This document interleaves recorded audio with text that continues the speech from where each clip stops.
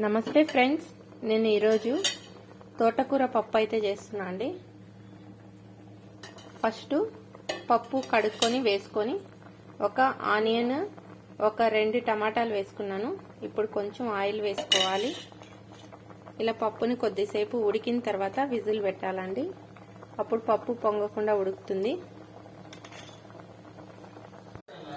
ఇది చూడండి ఫ్రెండ్స్, ఇలా ఒక 2 టమాటాలు వేసుకున్నాను, ఒక ఆనియన్ వేసుకున్నాను. ఇప్పుడు కొంచెం జీలకర్ర ఉంటే వేసుకోవచ్చండి.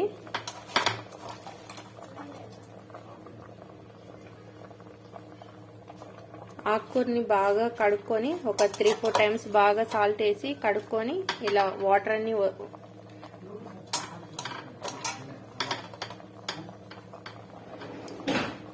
తీసేసిన తర్వాత మనం ఇలా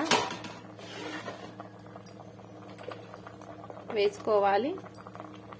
ఇప్పుడు పచ్చిమిర్చి 2-3 వెల్లుల్లిపాయలు వేసుకోవాలండి.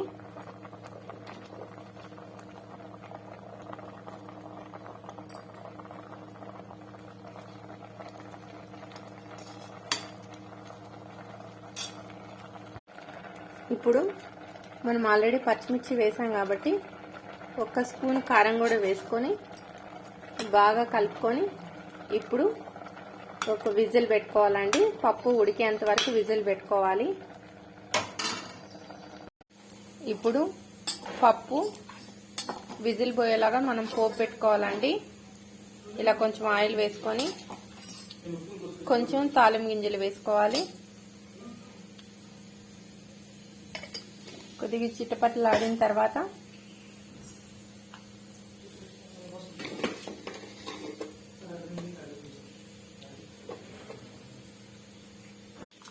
ఇప్పుడు కొద్దిగా ఎండుమిర్చిని వేసుకోవాలి. కరివేపాకు, కొత్తిమీర, కొద్దిగా ఇంగువను కూడా వేసుకోవాలండి. ఫ్లేవర్ ఇష్టం లేని వాళ్ళు అవసరం లేదు. ఇలా బాగా కొంచెం ఫ్రై అయిన తర్వాత మనం ఆపేసుకోవాలండి. పోపు అంతే ఇంతే అండి. ఇప్పుడు పప్పు బాగా ఉడికిన తర్వాత ఇలా సాల్ట్ కూడా వేసుకొని పప్పునైతే మెదుపుకోవాలండి. ఇలా పప్పు బాగా మెదుపుకున్నాక ఇప్పుడు పోపును వేసుకోవాలండి.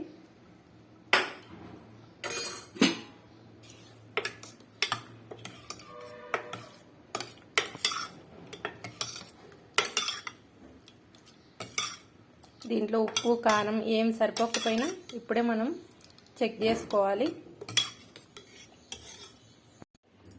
ఇలా మొత్తం మెదుపుకున్న తర్వాత మనం పోపు కూడా వేసేసుకున్నాం కదండి. ఇప్పుడు కొంచెం చింతపండు రసం అయితే వేసుకుంటున్నాను. ఎందుకంటే పప్పు ముందే వేస్తే పప్పు మంచిగా మెదగట్లేదు. నేనైతే అందుకని ఇలా చింతపండు పసరునైతే ఇలా వేసుకుంటానండి. ఇప్పుడు జస్ట్ 1 నిమిషం పాటు ఉడికిన తర్వాత మనం వేడివేడిగా నెయ్యి వేసుకొని తింటే చాలా సూపర్ టేస్టీగా ఉంటుందండి. మీకు నచ్చితే మీరు కూడా ట్రై చేయండి.